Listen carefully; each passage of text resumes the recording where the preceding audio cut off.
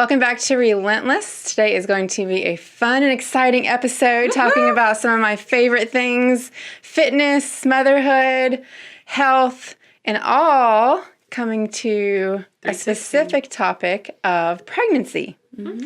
So if you're joining us for the first time today, thank you so much for coming on board. If you're back, please take the time to subscribe to the podcast, send it to someone that you think it would be helpful to. But my guests today, Jamie and Megan, are the founders of Stronger 360. Yes. So before we get into pregnancy and all that information, because there's a lot of information there, how did Stronger 360 get started? Wow. Well, the actual program got started after Megan and I were I was personal training Megan, and newly pregnant. She was newly pregnant, and I had a lot of mom clients, and I kept battling with them through a lot of challenges of not feeling like themselves, and the struggle it was to become fit post-baby. And so after doing a ton of research and becoming very intrigued by, I knew there was something missing. Yes. I needed to find the missing link in all this. I couldn't just train them as normal, regular athletes anymore. Right. And I wanted to find out how exactly I should be training them. So then I did a lot of research. I found a program I studied, and I became certified as a pregnancy and postpartum athleticism specialist. In the meantime, I'm training Megan, who is newly pregnant. And so she was like my guinea pig. Yeah. Where I loved it. I loved every minute of it. I just started incorporating all the things that I've been learning and training her. And then basically I said, why is this not a thing? Yeah. Like, why is this not a program? Because what we're doing, what she was doing with me, there's no information. I mean, you can Google to your heart's content and you can ask your other mom friends, but when it comes to your personal body and trusting someone, because that was the thing, is we actually we did a couple personal training sessions together before I was pregnant. And then I called you. I'm like, so I'm pregnant. Addition to the health history. Yeah, I originally reached out to Jamie just for personal training, just to get healthier and to get fit. And then after I think 3 sessions, I'm like, so I'm pregnant, and it's to put your trust into somebody. I'm like, so is this something you can do, or is this something I need to find somebody? And then she had told me about her background, and after training, we talk a lot during our training sessions about our passions and our dreams, and I basically was like, why are you not doing this? And that's really what I kind of pushed her. I was like, you tell me what you want. What do you need? Let's make this happen. Isn't it awesome how people come into our lives that push us? That's why I'm here right now, because someone's like, you've got to get the information you have available to you out to more people. So that's an awesome kind of side note of surrounding yourself with positive people that push you forward to do more. Right. And who just support you. Yeah. I've had this idea for so long, but I sit on my ideas until I think that I can actually do it. And so then by just whispering out loud to her, and she kind of was like, I had the same idea. Well, and part of that is being humble enough to be able to be taught and to be able to be led, recognizing I don't have this as an expertise. I have this message I want to get out. Can you help me? That's a big deal. Yeah, that a lot of people don't have. It literally took 9 months for us to create this baby, because we had the idea when I first was literally pregnant. And figuratively. Yeah. Literally and figuratively, because then as soon as we launched the program, Luke decided to come 3 weeks early. So I was like, hey, girl, all that's everything I was going to help you with. On hold. On hold right now. But she still launched the program with, we had the business model already set in motion. We had all the social, everything was already set in motion, but Jamie ran with it, and it was just spectacular. That's awesome. So once you had the bone structure, which we'll talk about Barbara here in a minute. Once you had the bone structure, you just implemented. Right. And that's kind of what I've found with this. Podcasting, I don't, where did that come from? But once I talk about my passion, I'm good to go. Right. So you got the machine started, and now you're rolling. Right. So I think some people, when they hear about, fitness and pregnancy or just fitness in general, people think, well, of course everybody needs to work out. Yeah, I get it. Well, there's a whole another dynamic that comes into play when you are expecting and after you have a baby. Absolutely. And that's what you have determined is, let's focus on this dynamic because it's important. So why is it important to be specific in your treatment and in your training pre mid, and post baby. So with working with women for a long time now, you have effects of pregnancy and delivery for many, many, many years to come. Not even talking about postpartum issues like that. We'll talk about that in a minute. But what I want people to understand is what you do on the front side, on the beginning, will determine what it's like through the process, the recovery after, how bad some of the symptoms may be exacerbated. That is what we're here to talk about. So fitness, yeah, everyone should do it. We're talking specifically about the ladies that are going to have a baby, pregnant, or have had one recently. So starts with the mindset. Mindset is king, and you will have less of the negative if you have the right things in your tool belt. So that's what we want to provide for people today. So what's one thing people talk about? Okay, so what's the big deal? So your body produces relaxin when you are pregnant to help this guy right here, this gal. So this is Barbara. Usually it's Bob. Usually it's Bob when I'm doing other demonstrations or talks. But today she has a bow and it's Barbara. So I think people will get a better idea if I can point to some areas when I'm talking about it. Because if you don't know a body part or a bone name, it doesn't mean anything to you. Even when you're pregnant, you don't really know about it until it's happened. Yeah, we don't know our bodies. But your pelvis has to move for the baby to grow, and it has to be pliable for the baby to come out. Relaxin is a hormone that actually softens the ligaments for that to happen. Right. So right from the beginning, our ligaments are getting softened. That doesn't sound good, does it? No. But it is good because it's necessary. Right. So what then? Let's think about our bodies. If anyone listening right now, think about the shape your body's in right now. How does it feel right now? Not pregnant. Not even thinking about being pregnant. Do you have constant low back pain? Do you have SI joint pain? So your SI joint is here in the back. Do you have pain there? Have you had other pelvic issues? Other issues that are going on in the body are only going to be exacerbated with a delivery. So once we've had a delivery, we need to be specific about that recovery, because we were just talking before we went on. Tell the story that you were working with someone and they got cleared. So talk about that little scenario. Well, and we talk about this a lot at Stronger, especially in like day one of how, you have your baby, you're so excited, you go to your 6 or 8 week appointment, and the doctor checks you and he says, okay, you're clear, you're good to go. And you walk out of there and you're like, okay, what does that even mean? What does that mean? And Right. so for some people, it's, I don't feel right. I don't know how to get back into health and wellness and fitness. And for other people, they can't wait. So they go back into doing exactly what they were doing prior to being pregnant with a brand new body. Yeah. And so they're trying to go right to the boot camps, right to the high intensities, to running without rebuilding. Right. And relearning how to breathe, rebuilding their new frame, getting the core strengthened up. And actually, a lot of it's alignment and getting them back into alignment. So, just focusing on the rebuild instead of the fitness right away is huge. Yeah. Which is why we put the 360 on the end of the program, because it is truly, it's the fitness, it's athleticism, but it's the mindset, it's the understanding of what your body went through. Right. Because a lot of the questions we get is, okay, well, how many calories am I going to burn, and when am I going to sweat? And it does feel good to get that first sweat postpartum, but there's so much rebuilding from the inside out, and what your body, I think we failed to realize, because all three of us being mothers, almost as soon as the baby's out, we forget what we just went through. Right. Like, you just forget. Like, you're like, oh, I have this new child. Like, my life has changed. But you just forget what you physically just did. And you go straight into the day-to-day activities. And part of that is working out. So having someone like Jamie and other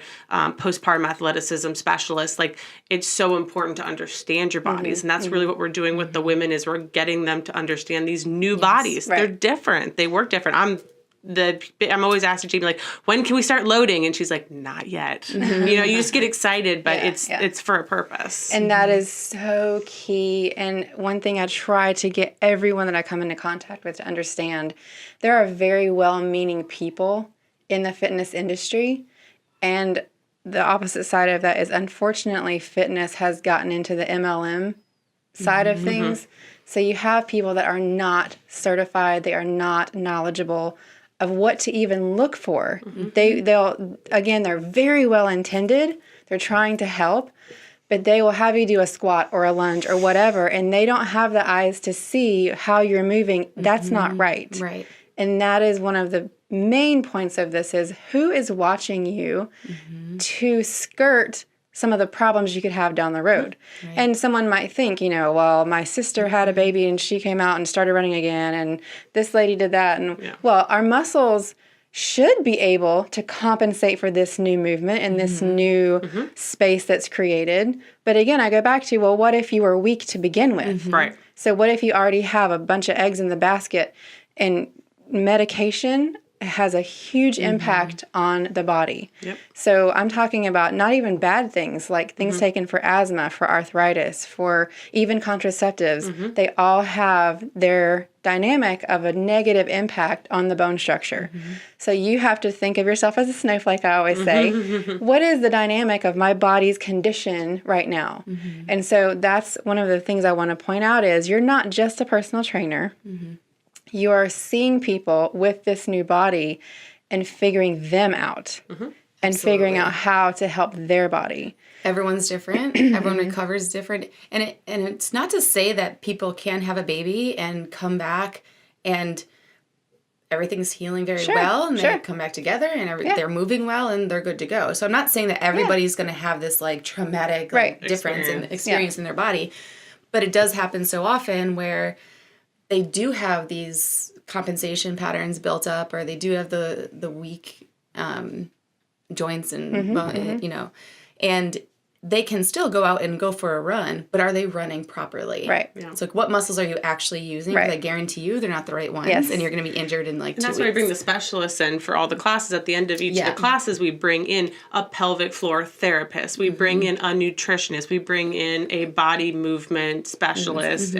We bring in people outside of ourselves because we know what we're good at. But when we had Carrie come in to talk about the pelvic floor therapy, she literally has to get inside of you to feel where your body is moving. She's like, I can't, we were all asking thousands and thousands of questions to her. And she's like, honestly, I'd have to see you and feel inside of your pelvic floor to actually figure out how to answer that question properly. Which is a topic that's just kind of not talked about. Not at all. Considered taboo. Not at all. Or people don't even know there's a pelvic floor physical therapist. And the knowledge that she brings to Stronger 360, it's like, number one, it clears the air of people being like, oh, okay, so. Once one hand went up, exactly. They all went up everywhere. So let's just cover it a little bit to let people know, okay, pelvic floor, what does that mean? A floor in your body? What? Okay, so pelvis. And this is the way I like to explain it because people are visual. So if you can imagine the Simon Says game that we used to have, I had it when I was little. You had 4 colors and you had Simon Says. Okay, that Simon Says game, imagine that sitting down at the bottom of your pelvis. So there's 4 quadrants. If you have a bladder issue after pregnancy, clear sign you have a pelvic floor problem. You could be constipated not because there's something wrong with your gut, but because you have a pelvic floor problem.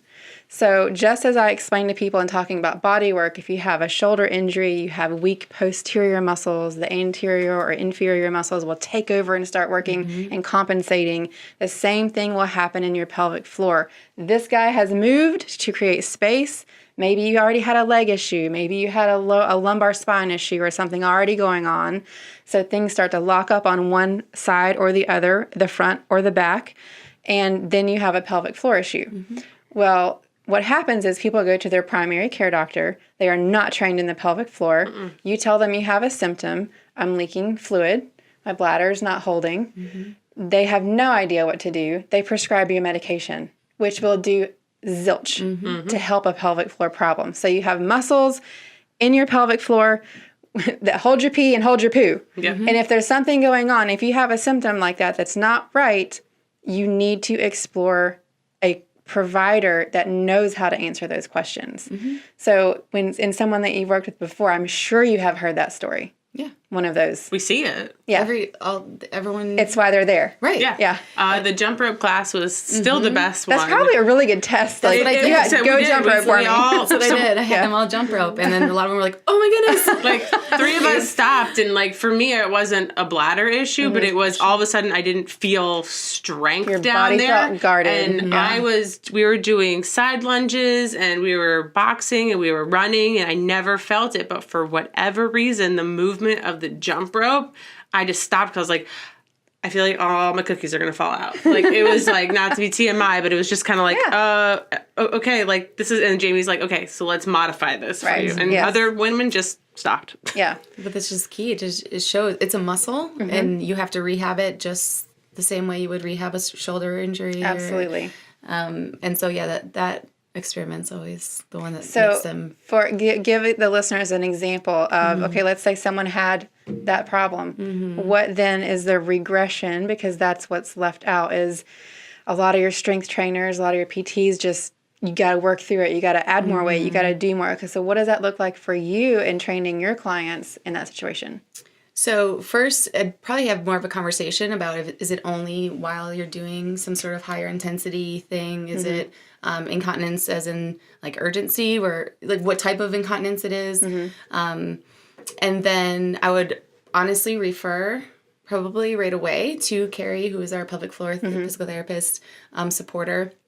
But so I would eliminate the jump rope as of now. So with a lot of times with pelvic floor issues, a lot of it has to do with breathing. And so with the diaphragm and your TA and your Diaphragms under here. and your transverse abdominals that lay like right kind of in front, and then your pelvic floor.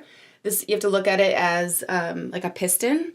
So when you breathe, you want those three, they're your teammates. You want the 3 teammates to constantly be moving together like a piston. So what happens during pregnancy? Does Barbara bend backward? No, she doesn't bend. She's immobile. She needs some work. How's your flexibility? So during turns. pregnancy, yeah, she does turn. That's good. Your stomach is expanding forward. So a baby is growing here, which is expanding the rib cage, opening up. And then it's also kind of dividing up that pelvic floor and the diaphragm. And so without it being connected, your pelvic floor sometimes loses any sort of support or teamwork with the diaphragm and your TA. So if it's left untreated, it's still not on. Right. So it's not doing its job. So I would automatically get into the piston breathing strategy, the foundational, which is you inhale, you want to try to drop and release everything, relax, everything kind of drops down. And then on the exhale, we say to recoil. So it's kind of like an up and an in through the pelvic floor as you exhale. And just literally practice that over and over again. We do a lot of glute activation stuff. It's my favorite topic. I do too. I love it. So a lot of Glutes. the buns. Bam. So that's also huge and helps in stability and alignment. Yes. And a lot of times they're just turned off. If you sit at a desk for a living and you are going to have a baby, you have a weak pelvis. 100%. Point blank. Yep. Yeah. So if you're going to get pregnant and you sit at a desk for a living, you need to be training pre-baby.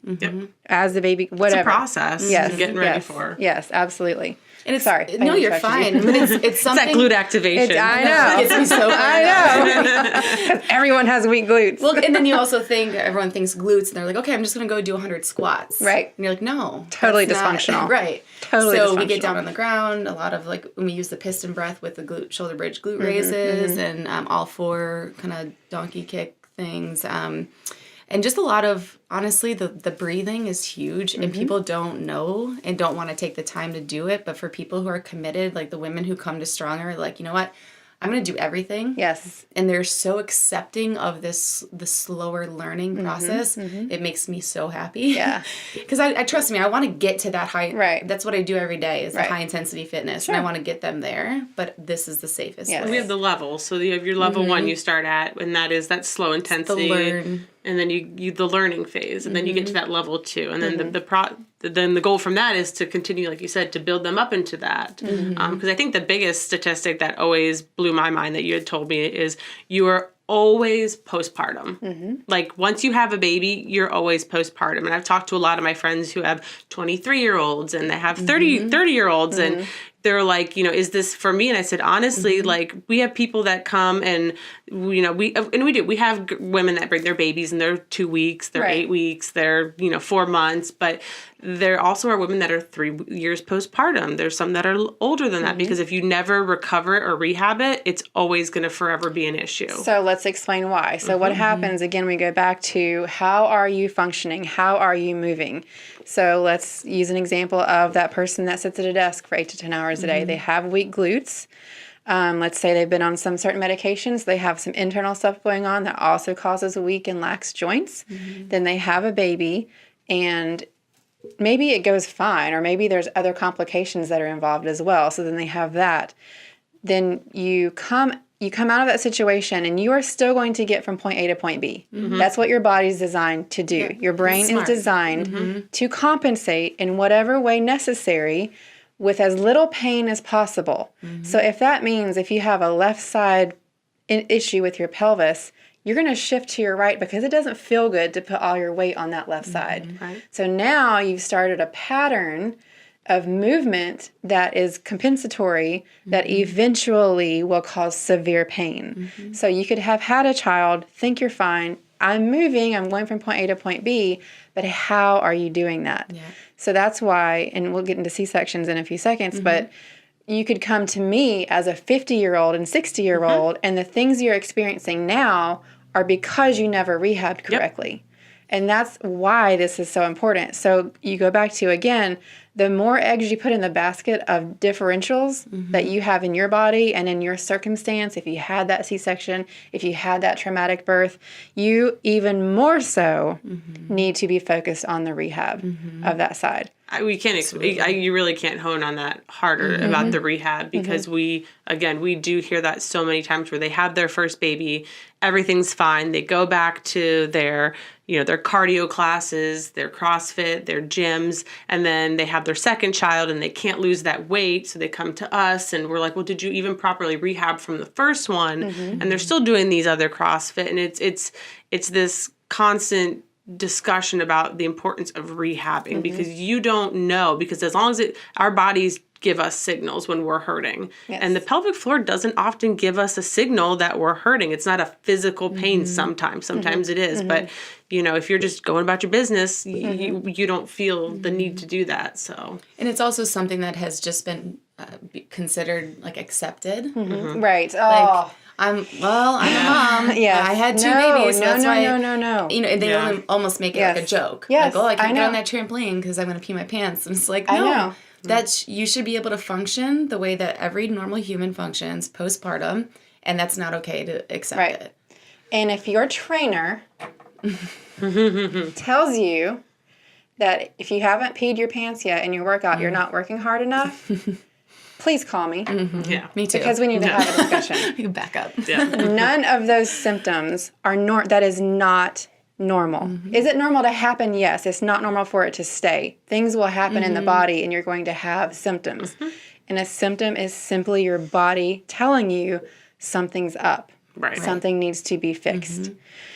So let's talk about some situations you have seen before where someone, or maybe you, or you've experienced yourself, where they have been through a certain type of care and didn't get what they needed. Can you tell us a little example of? I know there's like 1,000. Yeah, I've had a lot of them, and it's kind of the fuel for this program because there were a lot of the moms who came to me super frustrated because a personal trainer can be expensive, time consuming, whatever.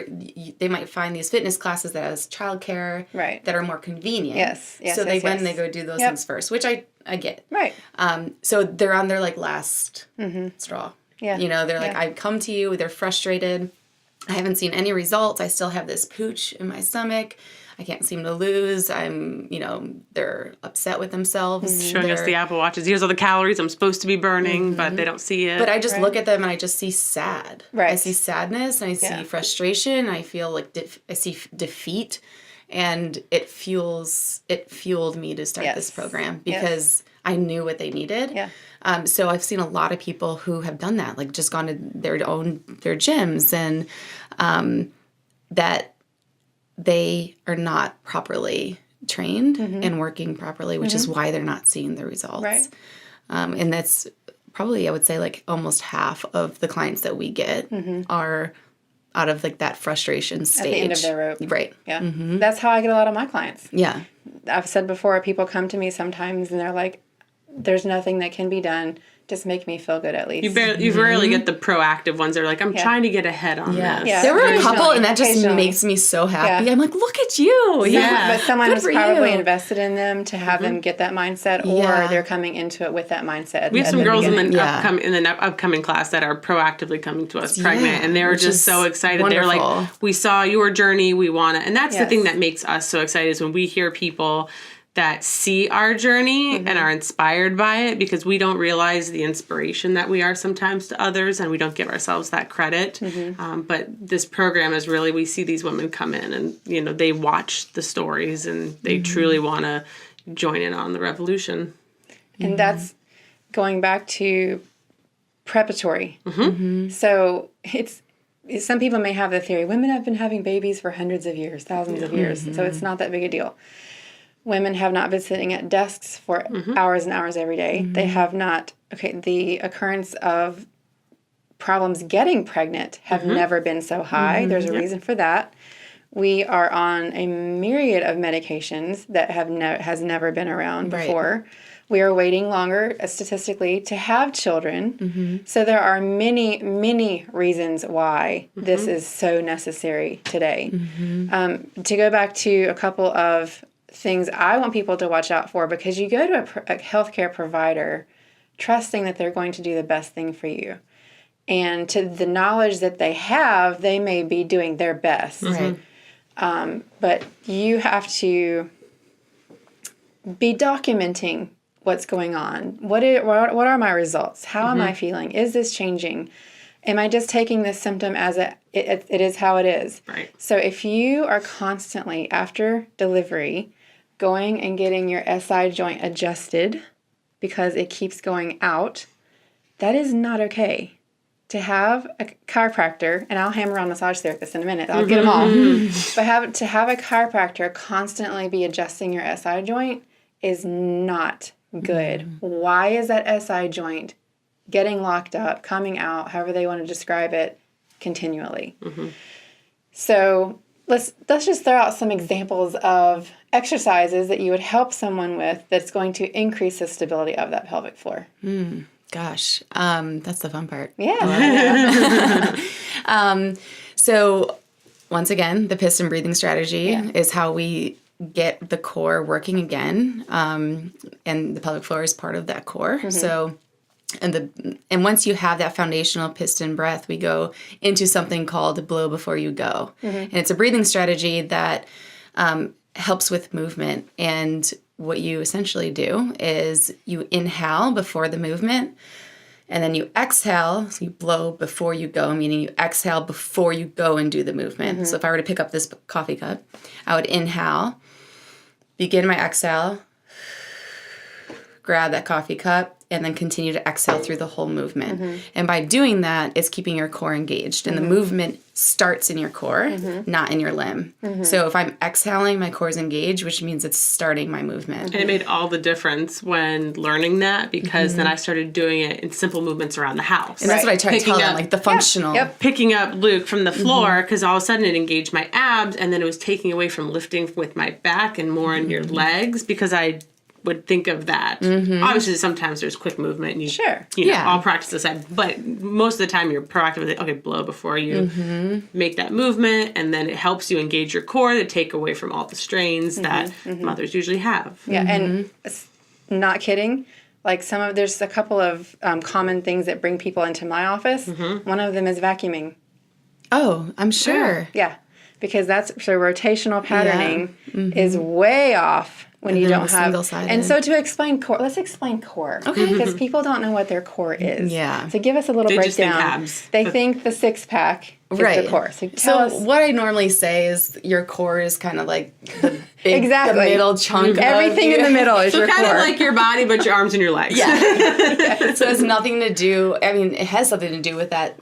The six pack ab, but abs it is really one small part. It's one small part of your actual core. Yeah. And in order to do most things, in order to move well, you have to have a strong core.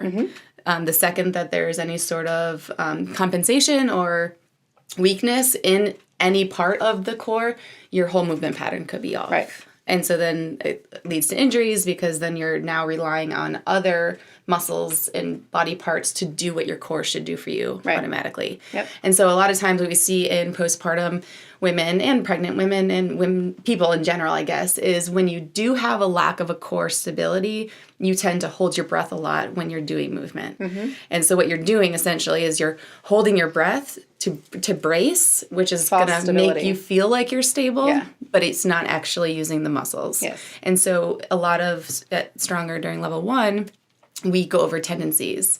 So I put them in different patterns or different movements to see what do you do. So I'm going to give you something, you press overhead.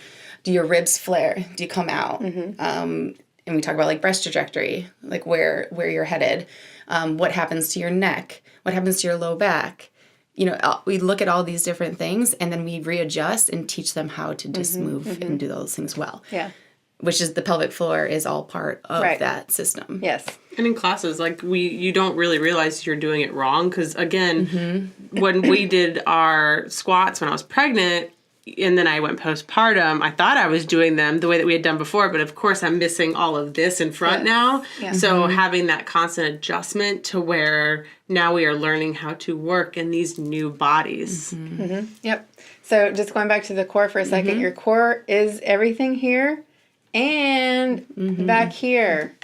So everything around that midsection of the body, the trunk. And as she was saying, if there is an issue going on there, a weakness, that sometimes causes shoulder issues. It will cause hip issues. There are so many symptoms that you have because of something going on in here. So that's just to go back to remind everyone. Again, the core connecting everything. Yeah, your core is not... Another thing, I have told people on many occasions, I don't care if you never do another traditional sit-up again in your life. That is not core work. Period. That's not core work. So be able to have your eyes on someone that's moving is paramount to their recovery. And you know this because you've been through it, which is why you're so passionate about it.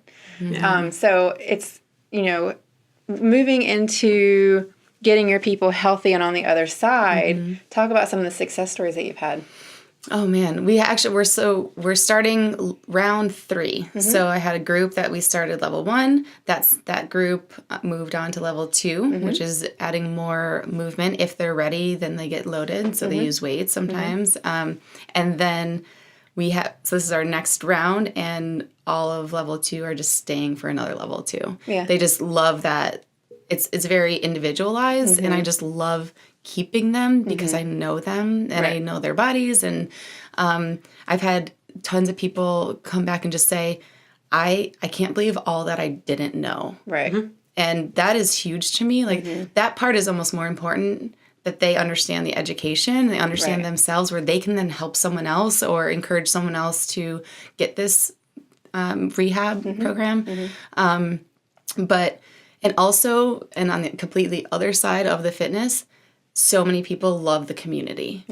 And to be around new moms and even experienced moms, but everyone's kind of in that same place. Yeah. And so it builds that sense of, I get to see my friends on Sunday. And we plan different outings. We go and have fun together. And the best part is you get to bring your babies. Yeah. That's what I think is really the biggest thing is a lot of these postpartum or prenatal yogas or things that are developed for moms that are out there right now, they don't allow the one thing that makes you a mom, which is your children. Yeah. So what's really cool is Jamie loves to hold the babies. Oh my gosh. That's like, I'm pretty sure that's why she created this program, so she can hold babies. Kind of is. She pretty much has at least 1 or 2 babies like at one time. But it's really great because that to me is why I didn't bring Luke for walks. I'm like, I want to focus on myself and self-care. But at the same time, this is a journey that I'm on because of him. So bringing him and then having Jamie, or sometimes we have other people that are there to kind of pick up the kids and, you know, move the kids. And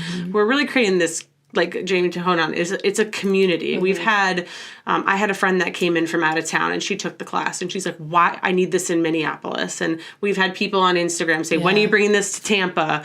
Like, we need this here. And, you know, it's just, there's a need for this that I think there probably are groups out there like it, but what makes it just so unique is focusing on the education, the athleticism, and then just being a mom and embracing and asking a lot of the dialogue before class. We all talk about the TMI stuff that we don't want to talk about with other people, but as soon as you become a mom, you're like, did you deal with this? Like, you know, in some of our classes, especially with the kids, all the moms come together when one of the kids are having a meltdown or having a diaper change. Like, we stop and all the moms come together and help, and we move on. So it's really cool that way. That's a great caveat into moving from the anatomical, because that's obviously an issue, but moving into the mental and emotional side of this. So having a child, being pregnant, going through that experience, it can go all kinds of ways sideways and have other extenuating circumstances to make it more traumatic.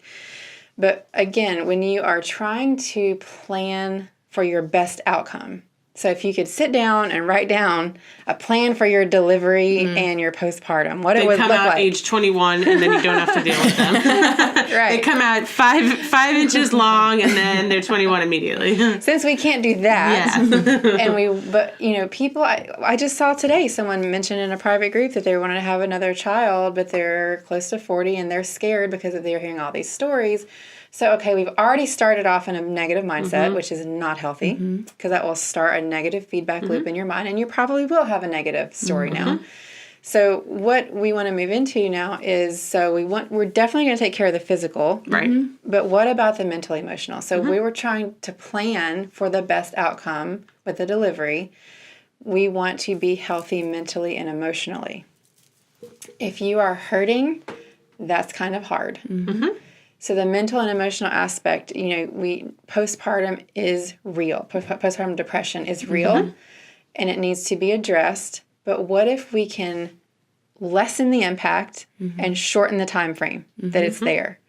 And that's, I think, another part of what you do and what you're talking about is by having this organization, you are cutting it off at the pass sometimes, and we may not even know what we have been saved from by having that community. Right. And just because it's not what you hear that gets to the level of national news is not what a majority of us are dealing with. Right. You know, there are those cases where it is the suicidal thoughts, the harming thoughts, the manic depression, but a majority of us, it's just that feeling of, my life has been altered.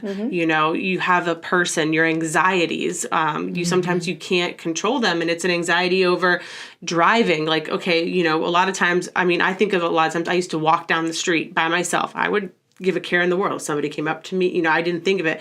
Walking with him is a whole nother ball. You know, you're constantly your head on a swivel, and there's anxieties, and there's sleep, and fatigue, and there's all these things. And especially moms that go back into the workforce, pumping, breastfeeding, whether you're not pumping, whether you're forming, it doesn't matter what level you're at. There's so many ways, and having other women to talk to about it and being like, dude, are you getting these terror dreams? Like, are you unable to focus at work because you're wondering what your child's doing and making sure that they're okay? You know, do you see a small like red spot on their shoulder and you're like, what kind of disease is this? You know, like it's just this thing, and having these women talk to you about it. I'm in the thick of it right now, and the biggest way that I'm getting over it is not going straight to medication or going to all this. It's talking about it, and it's understanding that it's okay to be vocal about having these anxieties. And honestly, it means you're a good mom. It means you care. Yeah. You care enough to worry about this. So that's a huge thing that we're trying to do here. And one of the things that Jamie and I are planning is an event where, I shouldn't even say an event, it would just be basically an open area where we create a safe space and bring in people who have gone through this, bring in medical professionals that see people that go through this, and then just create a safe space for moms to open up and embrace each other's perfectly imperfect lifestyles. And I'm sure you've seen this play out many times. Yeah. What was really great this last round is we had a meditation day where Kariana, who's unbelievable at what she does, she came in and she did a kind of like a body positive mindful meditation with our moms, and it was wonderful. And the feedback that we got from the moms that were there was just like, oh my gosh, like I needed that and I didn't even know I needed it. And it sets people on a different trajectory. yes. And they felt heard and understood, and then they allowed themselves to feel whatever they were feeling because she was guiding them through it. And they felt like they just had a therapy session that just literally helped clear them. Yeah. And so so it's not just about us and our programming. We want to get all those amazing people out in the community who do wonderful things for people. We want them to be involved too. Right. And to basically show these moms that they hold value. Like I get they just had a baby and everyone's focus is always on the baby. But I always tell people on day one, like, you are my focus and you have to be your focus. And it's okay. You don't feel guilty about that because guilt is huge. Yes. And yeah, just to give them the passage, like the right way to say, yeah, like I am going to do this for me. And this is your time to focus on you, and you shouldn't feel bad about it. And, and if they do, it's just that reaffirmation. There's a huge component of that will sometimes set yourself on a course that could be dangerous. So a lot of people have the conversation of what's your why? And I get what they say when they say they're children, but you need to think big picture. 18 years will come and go really fast. And I see it in my office every week that, well, the kids need to come first. I need to put them first. And so I don't take care of my body. I start to medicate because I have to. And then they start this downward spiral that plays out very, very badly for them. And they eventually have so much physical and mental distress, they get in a very bad place. And with my own story, so when I got married, one of our friends that was the first in the group to get married and start having kids, they had 3 kids right away. So she came at me with some information and some guidance, and I'm like, yes, please tell me what to do. She said, if you want to be that great mom, if you want to be an awesome partner, if you want to be all these things, you have to make yourself a priority. And so many people, there's different ways you can look at it psychologically, I would assume, is they fall into like a martyr mentality. Well, I'm going to give my body up for my family. That's not going to play out very well for you. Some people will say, I don't have the time, I don't have whatever.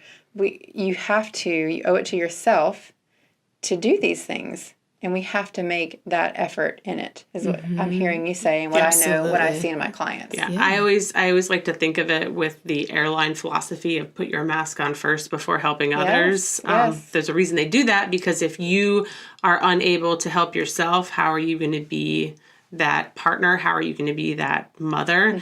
One of the best advice, my husband's going to hear this, be like, why are you airing my dirty laundry on the podcast? But the best advice that I'll probably keep with me, and I will literally probably tell Luke when he becomes a father, is at the end of the day, you and your partner enter in on this. And in 18 years, it's just you and your partner again. So if you lose yourself and you're only a mother, and then that 18 years comes and you're looking at each other back on the couch after they go to college and you're like, so, I mean, we haven't connected in 18, so it's that constant reminder for us to be, okay, we need to go have dinner. We need to get out there. And we do that with our moms in the mom group. We have wine nights, and we have, and we have, brewery days, and we encourage you to bring the babies. But we also, when we went to Mare's, I was going to bring Luke, and I asked Brent, can you please just watch him? And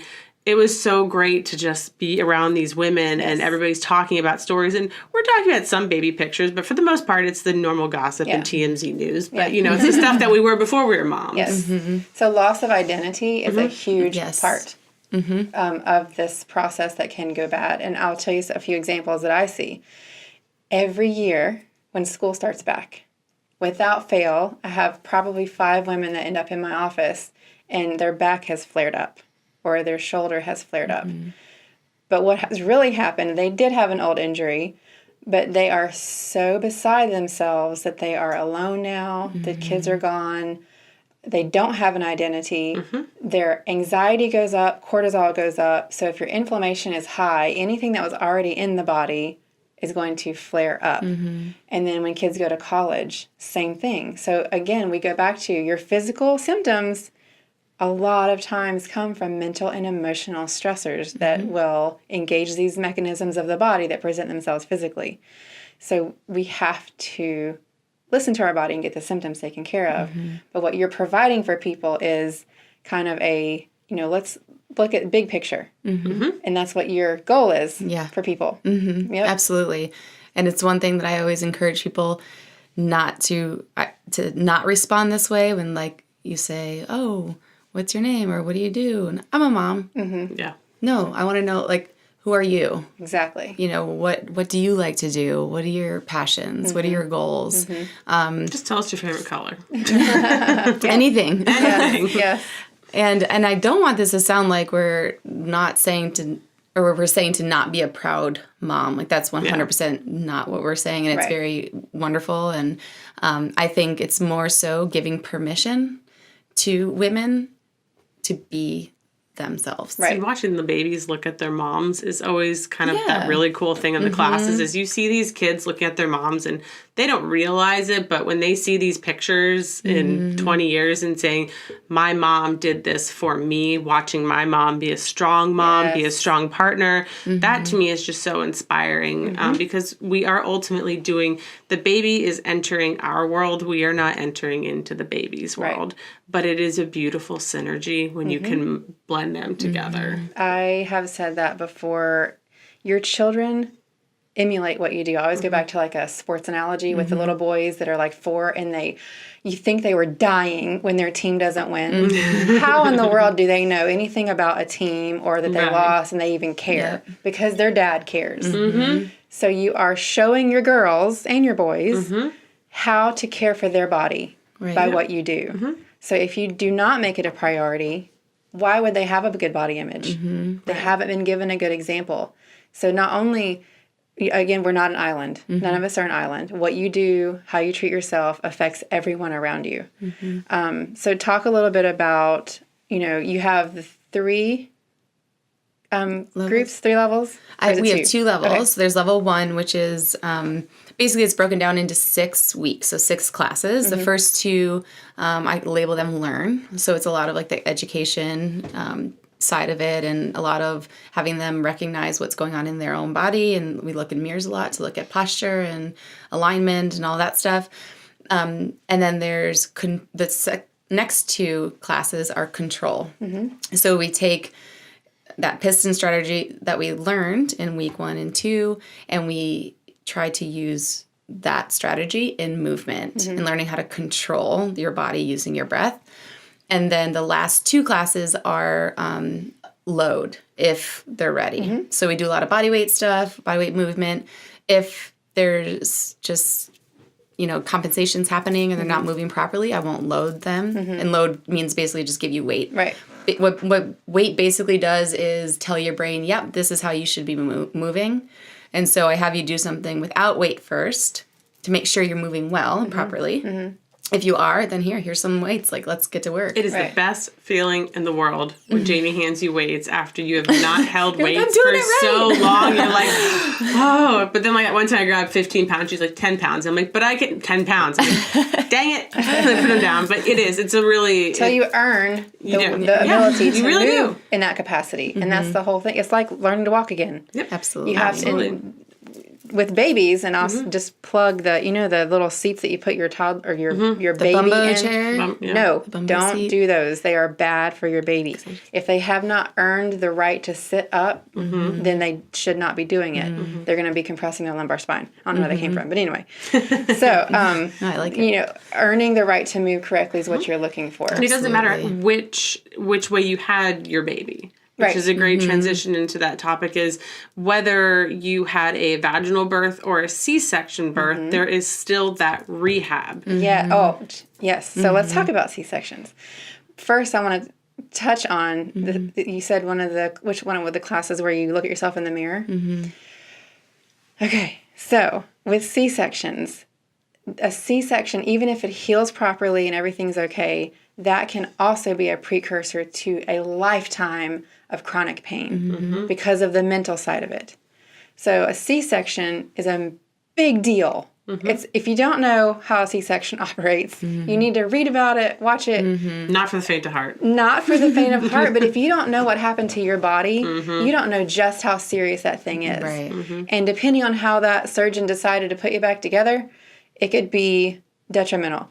But looking at yourself in the mirror is, you will not know how good this is for you. You'll never know what that does for you if you don't do it.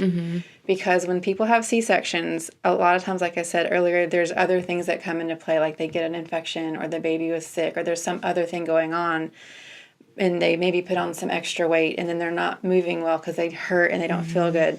And when we don't feel good and we start to gain weight and we start to get a bad body image, we start to come inside ourselves. We start to protect. We start to wear bigger clothes. We start to hide our body. We put things over it when we sit down. And we begin that pattern. And so your C-section scar, when I work on women that have chronic back pain, as soon as I hear they have a C-section scar, that's where I go. That C-section scar in some people feels like a brick. Right here in that soft tissue, it feels like a brick, which is going to impede good movement because all of this tissue is related. And if this is a brick and just holding on for dear life, mentally and physically, nothing up here is going to function well. So I didn't even know that you did that, but that is amazing because people are forced to look at themselves, take an assessment of where I am. And I'm sure you're big on positive self-talk during that process. Absolutely. Tell me a little bit about how that works. Well, a lot of times it's in like a casual way to not make it a big deal, but to also acknowledge that I see what they're doing. So whether it's, we're gonna bend this way, and we're doing some like oblique work we're on the mat. I'm having them kind of coming up to the side. I say, think about connecting your rib bone to your hip bone, and I know immediately a lot of them are thinking like, what? Like I have all this stuff here. Like So I automatically say, it's not gonna happen, and like you have stuff there, you have skin there, whatever. Right. That's the trajectory I want you to go in. Right. Just bringing it to awareness, saying that like, okay, it's not going to happen and it shouldn't happen. Right. But also, I know what you're feeling there. And that's normal and okay. And, trying to keep them focused and on the right. And your curated playlists usually have kind of like a very empowering, badass feel to them, to where, if you're looking in the mirror, you hear the music. It's like when you're getting ready in the morning and you're hyping yourself up. You're looking at yourself and you're really basically facing everything and you're just kind of ready to, it's empowering to take on. And I'd say, and I bring up that this room it has a wall of mirrors. And sometimes that is very scary for a lot of people. And it causes people to immediately locate the negative or to focus on themselves and what areas they hate. So a lot of times it's always like eyes up, straight ahead. Like you're looking right into your own eyes or you're looking, I only want you looking at your shoulders right now. What are they doing? I don't care about the size of them. No one cares about the size of them. We're talking about, are they level? And then we also had this book. You want to talk about that during the first round? We had the Body Kind book, and it really what it explored. I was actually seeing a therapist during pregnancy because I was having anxiety about birth, and I went and saw a therapist to kind of talk to her about it, and she gave me the book called Body Kindness, written by an author out in DC. And it wasn't so much that I was having body image issues, but she said it's good for your mental prep because what you're about to go through, you're going to have this because we're in this social media driven world where comparison is everything. And everyone says competition, or collaboration over competition, and don't compare yourself, but we're human. Yeah. And it's easy to look into a world where everything is very filtered. You don't know what's real anymore. You can put a preset on anything. So I was going through kind of this, like when I was pregnant, I was really feeling good and everything, but she gave me this book called Body Kindness. And during our first round, we gave it to all of our participants because you are in a new body and you're in a new mindset. And again, the first thing you want to do is get back to where your old self was. But really the shift that I learned in this book was why go back to where you were? That's the past is in the past. Really, you should be embracing your new body.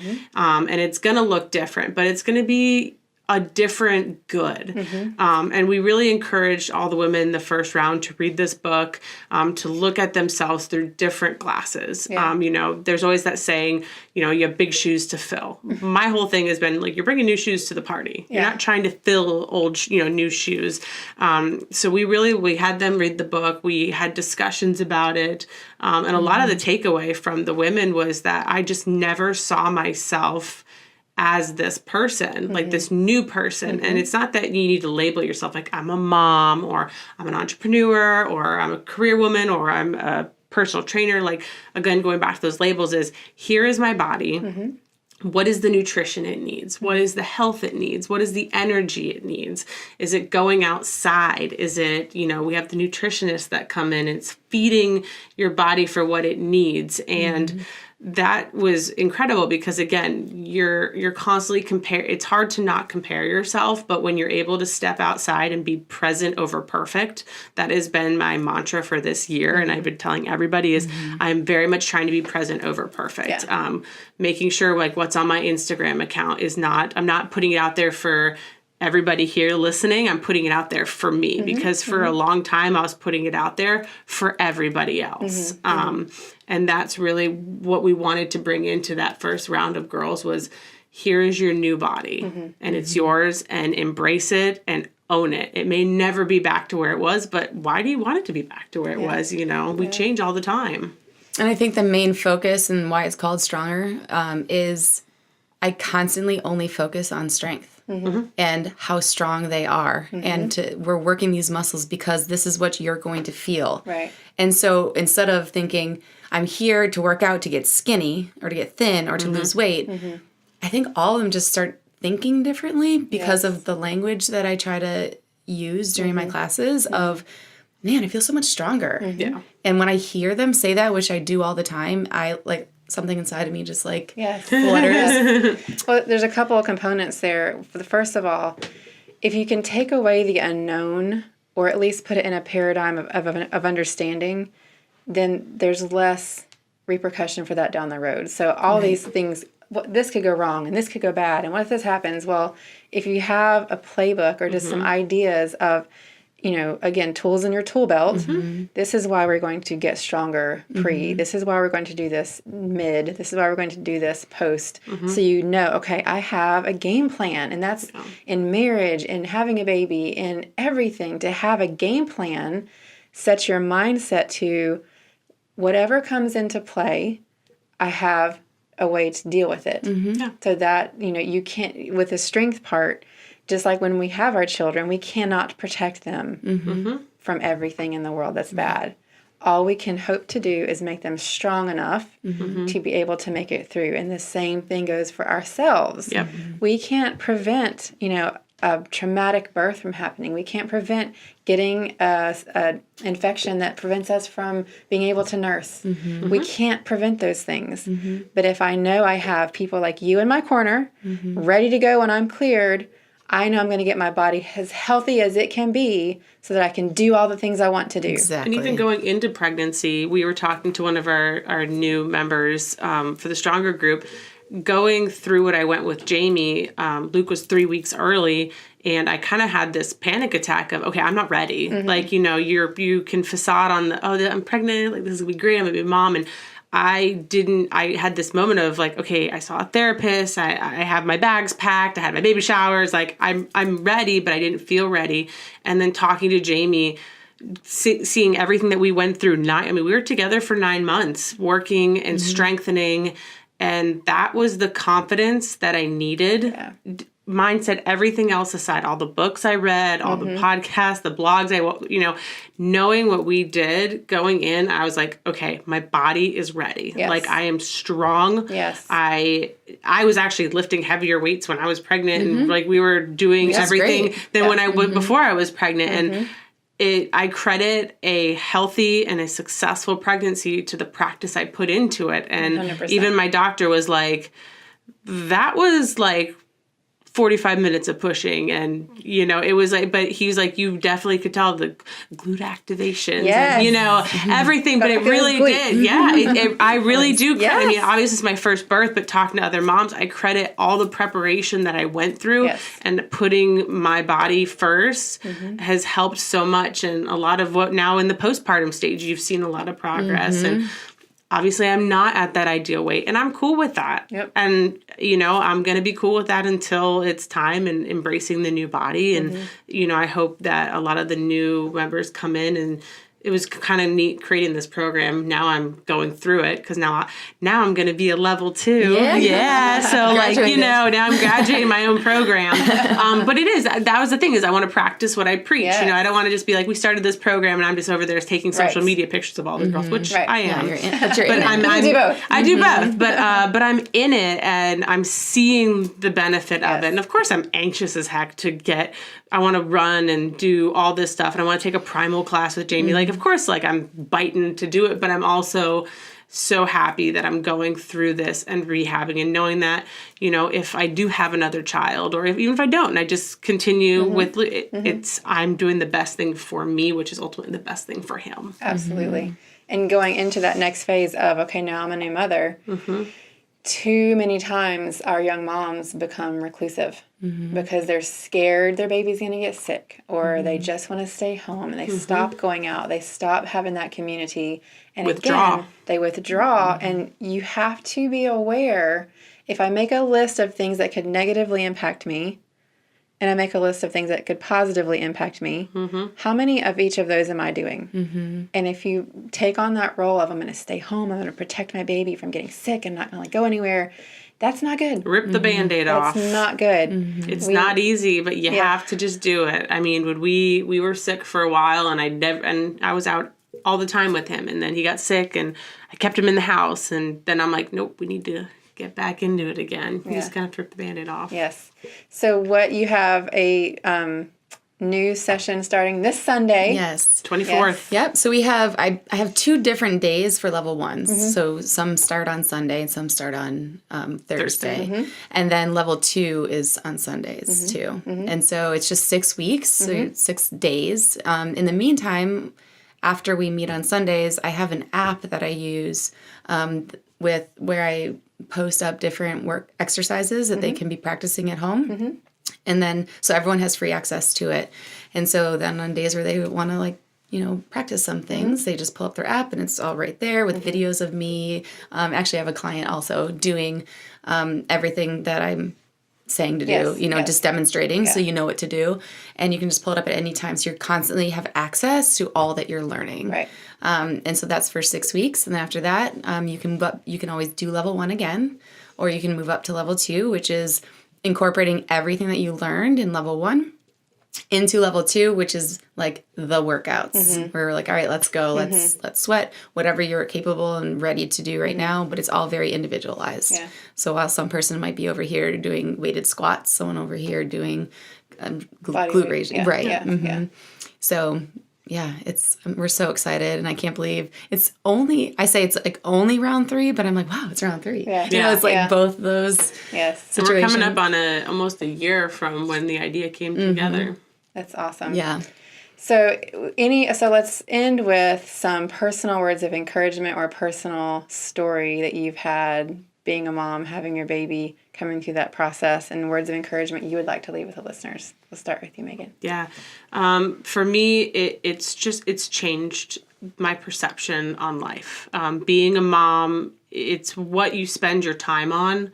It's what you're going to dedicate yourself to, which has been such a life-changing experience for me. You know, what was important before, I was always everyone's cheerleader. I was at every event. I was at everything, doing everything now. And now looking at it, it's like, okay, I have someone else to cheerlead for. And going through this program and really watching myself become stronger, I feel that I'm going to become a better mother for my son.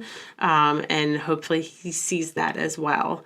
And I encourage other mothers to do the same for themselves, to really take that self-care and find that time for yourself, because you don't get it enough as a mom. And I'm not talking about, going into the other room and, him doing something, but truly, reflecting and doing things, because again, the best as you are as a mother is going to be the best that you are for them. And I think that I've seen women in our classes come with their children. And like I said before, the best part of our program is I watch them come in with their kids, and I watch their little girls and their little boys just look at their moms, just endearing. But here's a mom doing squats and side, planks, and she's running back and forth, and they're there and they're in this community together. And the moms they encourage each other. We watch friendships getting built, women meeting each other for the first times and then planning things. And I'm over in the corner like, oh, can I come too? But they're creating this community in this event. Yeah. I think that's the coolest thing of this. Yeah. Awesome. Yeah. I second all that. Yeah. But also for me, I think personally, I love just making the focus on them. And for some reason, I don't know why, I think this truly is what I was supposed to do. And I've been a teacher and a personal trainer, and I feel fulfillment in that, but I think this has completely completed me. I get the feeling of just joy and accomplishment and a sense of being very proud of myself, because I feel so proud for every mom who comes in. Yeah. And it's such like it's an awesome exchange of support that I didn't really experience. So I never had this after having my daughters. And I think I would have said that I didn't want it, but I would have needed it. Yes. You know what I mean? Yeah. I would have loved it the second I walked in. Yeah.